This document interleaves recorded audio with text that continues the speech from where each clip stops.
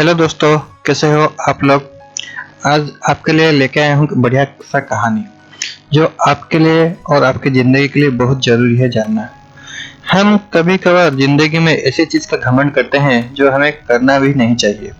कोई कोई पैसे का घमंड करता है, कोई कोई कुछ जानता है तो उसको लेकर घमंड करता है। बहुत सी चीज़, कोई किसी के पास कार है, गाड़ी है, बंगला है, बहुत कुछ और भी कुछ ज़मीन है, जायदाद है, तो उसको लेकर घमंड करते हैं। तो उसके ऊपर घमंड करना नहीं चाहिए, वो ठीक नहीं है। क्योंकि कब कभार वो चले जाएगा समय के चक्कर में, वो भी हम नहीं जानते। तो इसके ऊपर मैं एक कहानी लेके आया हूँ आपके लिए।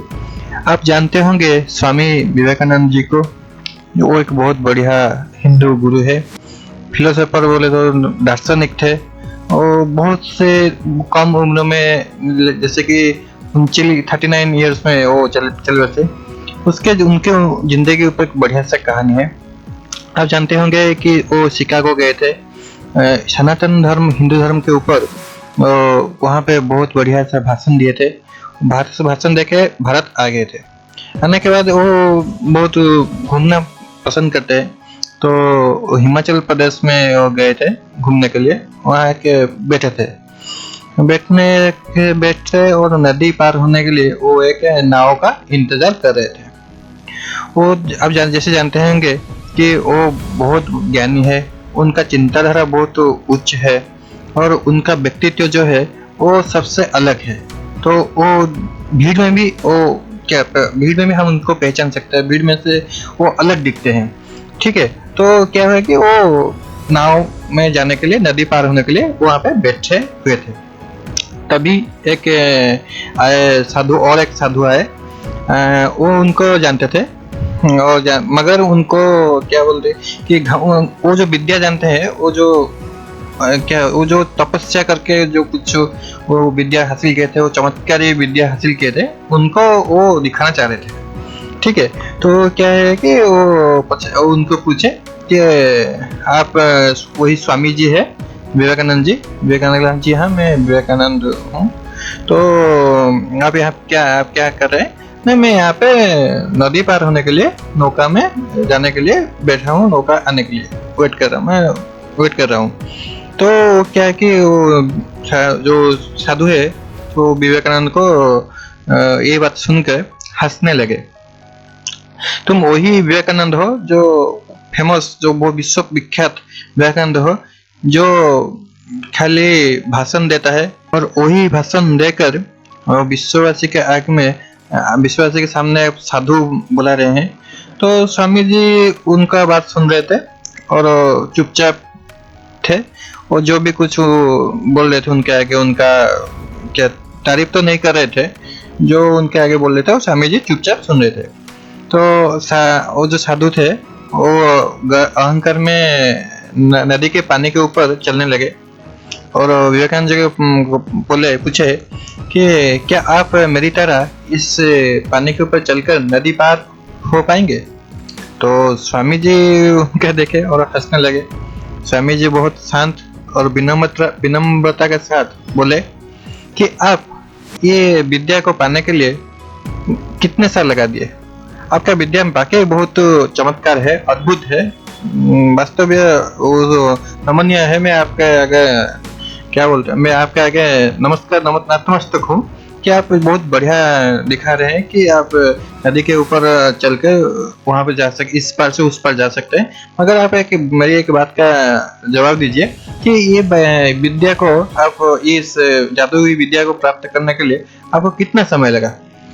तो साधक ने, जो साधु है, वो बहुत घमंड से बोले कि मुझे इसको प्राप्त करने के लिए तो दीर्घ 20 साल लग गए।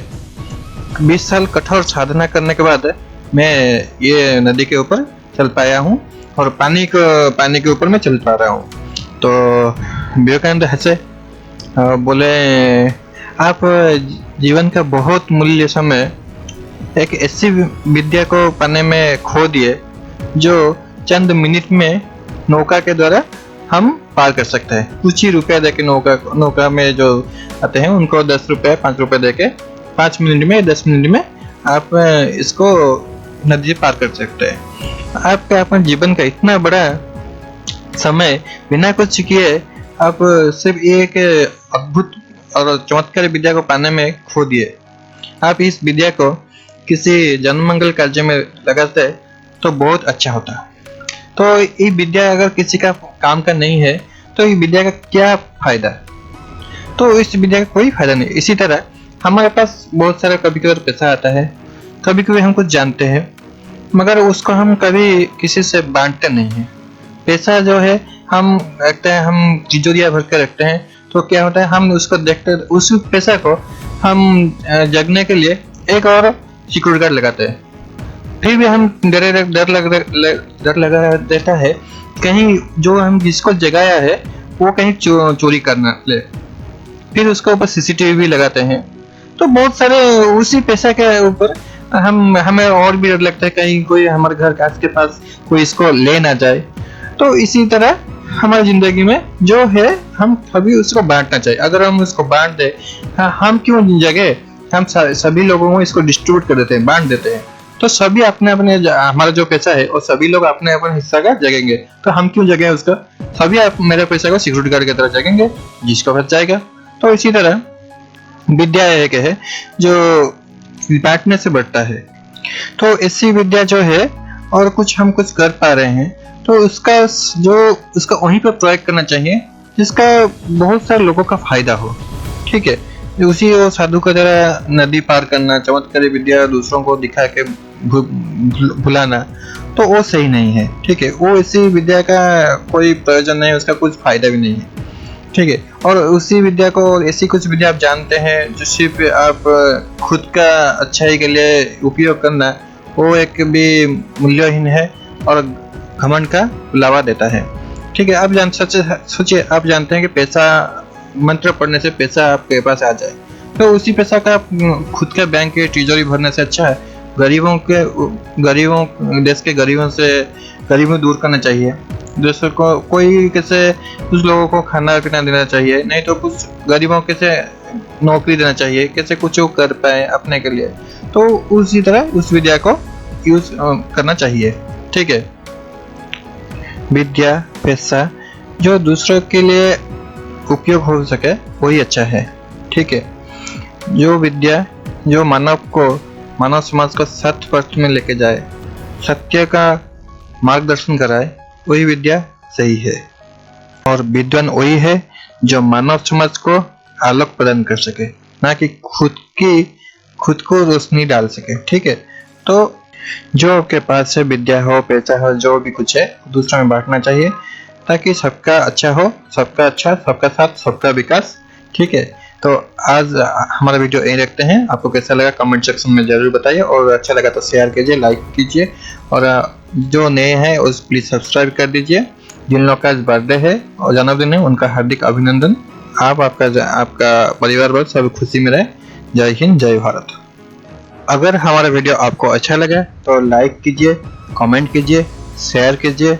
नए टॉपिक का वीडियो देखने के लिए हमारे चैनल को जरूर सब्सक्राइब कीजिए और बेल आइकन पर क्लिक कीजिए ताकि जब हम नया वीडियो डालें आपको तुरंत ही इसका नोटिफिकेशन आ सके। धन्यवाद। जय जगन्नाथ, जय श्री राम।